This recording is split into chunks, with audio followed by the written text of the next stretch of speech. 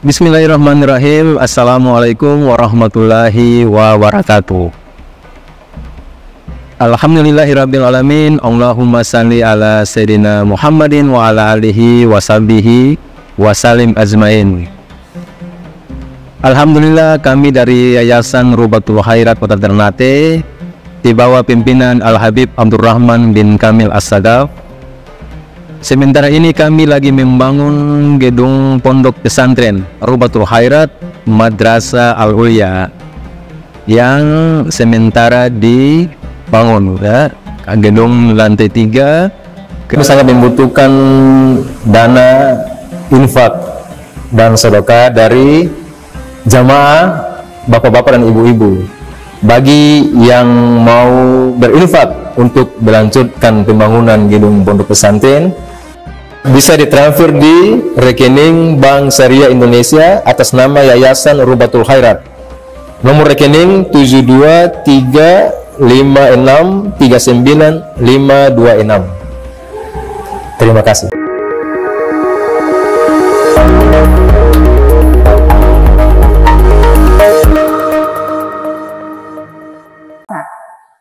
Nah, kita sebagai seorang muslim, apakah ketika kita mengetahui pemimpin-pemimpin kita itu mempunyai peraturan-peraturan yang tidak sesuai atau melenceng, kita sebagai rakyat mengetahui kebenarannya. Nah, itu tindakan kita sebagai masyarakat harus patuh kepada pemimpin-pemimpin kita atau harus melawan kebenaran, Ustadz? Mungkin itu saja. Wassalamualaikum warahmatullahi wabarakatuh. Waalaikumsalam warahmatullahi wabarakatuh. Ya, al-khilafah itu adalah satu pemimpin muslim, kemudian berada semua wilayah ini, wilayah Islam berada dalam satu kepemimpinan. Itu namanya khilafah Islamiyah.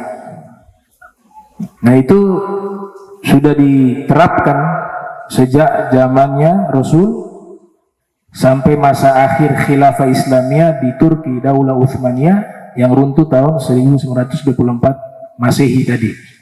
Sultan Abdul Hamid II, ya, khalifah terakhir. Jadi ada ada Khulafaur Rasyidun, kemudian transisi ke masa Daulah Umayyah tahun 40 sampai 132 Hijriah. Kemudian dari 130 Hijriah itu Daulah Abbasiyah, dan ada beberapa daulah lainnya berjalan beriringan. Di Spanyol Daulah Umayyah II itu sampai abad 6 Hijriah. Kemudian dilanjutkan Daulah Utsmaniyah sampai tahun 1924 Masehi. Itu daulah Islamiyah yang terakhir yang ada di Turki. Dan ada cabang-cabang daulah lainnya juga.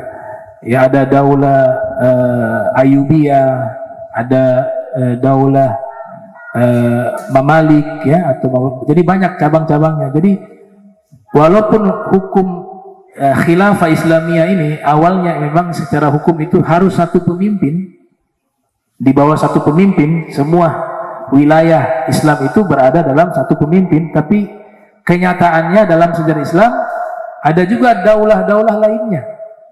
Artinya mereka juga punya daulah tersendiri atas nama Islam juga, gitu. Nah, jadi masalah khilafah ini di dalam hukum Islam, khususnya ahli sunnah wal jamaah, itu ada yang menyebut hukumnya fardu kifayah. Ya. Kalau di mazhab yang lain, Syiah, itu khilafah itu masalah usul. Kalau di ahli sunnah furu', cabang agama. Baik. Nah, itu sekedar pengantar tentang al-khilafah. Nah, istilahnya al-khilafah Islamiyah. Nah, kalau daulah itu terminologi bukan berasal dari agama Islam. Daulah itu artinya negara yang dijadikan sebagai istilah pemerintahan dalam Islam disebut dengan al-khilafah. Nah, jadi daulah itu istilah baru, di zaman Nabi gak ada. Tidak dikenal istilah daulah di zaman Nabi Muhammad SAW. Tapi setelah Rasulullah wafat, waktu berjalan, istilah ini disebut dengan istilah baru, daulah. Daulah yang diartikan negara. Kalau dalam Islam namanya khilafah. Baik. Sekarang bagaimana hukum? Yang pertama kita pahami bahwa hukum yang ada di Indonesia Memang tidak hukum Islam secara 100%, ya, karena kita kan bukan negara Islam, kita negara demokrasi, sehingga perpaduan hukum positif dan hukum Islam itu dipadukan. Juga kita bukan negara yang tidak menerapkan hukum Islam, kita juga negara yang menerapkan hukum Islam walaupun tidak secara total 100%. Misalnya kita menikah pakai hukum Islam atau hukum negara? Ya, dalam negara gak ada hukum nikah. Negara tugasnya mencatat dan melegalkan. Jadi jangan salah paham ya, negara gak punya kuasa menetapkan hukum menikah. Yang ada dalam hukum menikah itu hukum Islam. Ijab kabul dari mana? Wali dari mana? Saksi dari mana? Hukum Islam. Tapi negara hadir untuk melegalkan, mencatat. Nah, berarti kita terapkan hukum Islam dalam masalah pernikahan. Nanti masalah talak, cerai, masalah rujuk juga merujuk kepada hukum Islam. Ada pengadilannya, pengadilan agama. Masalah waris ada aturan Islam di situ. Masalah haji umroh ada aturan Islam di situ. Jadi kita juga menerapkan hukum agama Islam di negara kita ini, walaupun tidak secara 100%. Artinya yang korupsi belum dipotong tangan, nah itu berarti sebelum Islam. Kalau hukum Islam ya tangannya dipotong. Ya, yang bunuh orang kisos, hukum mati dan seterusnya. Yang memerkosa juga hukum mati dalam hukum Islam. Nah itu ada beberapa hukum yang belum diterapkan. Tapi alhamdulillah paling tidak negara kita sudah memfasilitasi adanya hukum Islam dengan secara birokrasi dalam pengadilan atau kementerian. Ada kementeriannya, Kementerian Agama.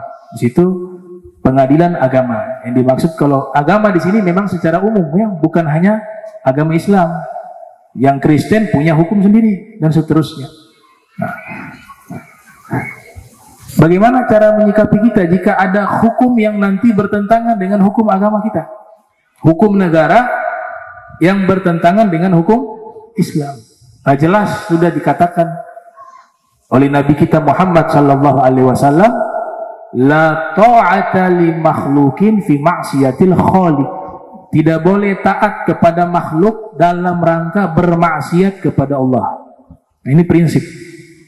Artinya siapapun itu, baik atas nama negara atau apapun itu, ketika ada peraturan yang nanti bertentangan dengan hukum Islam, hukum agama kita, dan kita mampu untuk bisa menghindari itu, maka wajib kita tidak patuh kepada perintah tersebut. Karena kepatuhan kita secara mutlak itu hanya kepada peraturan Allah. Makanya dalam ayat atiullaha wa atiur rasul wa ulil amri minkum. Taatilah Allah dan taatilah Rasul dan pemimpin di antara kalian. Ini luar biasa ya, struktur kalimatnya. Ketika Allah Ta'ala mengatakan taatilah Allah, ada kata perintah di situ, atiullah, taatilah Allah. Ketika berbicara taatilah Rasul, ada perintah situ dengan kata kerja atiur Rasul. Mama yuti'ir Rasul faqad ata Allah. Siapa yang taat kepada Rasul, maka sungguh dia telah taat kepada Allah. Tapi ketika ulil amri minkum, pemimpin-pemimpin kalian, tidak ada kata atiu. Artinya apa? Kepatuhan kita kepada pemimpin-pemimpin kita, begitu juga kepada ulama-ulama kita, kepatuhannya itu tidak mutlak.